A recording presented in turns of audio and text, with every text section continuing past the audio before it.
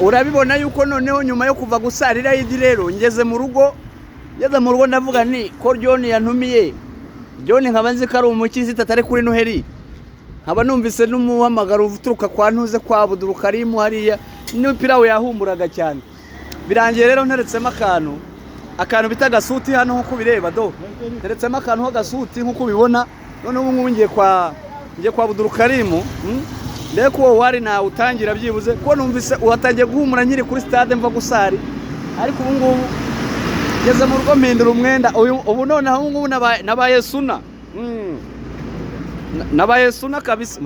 muncungire ko nta musiramu nyumva ubu nabaye suna rwose nkuko mubireba ubu ngiye kwa ntuze kwa Abdul Karim bambwiye ko wari rwose ngo ibintu byose bimeze neza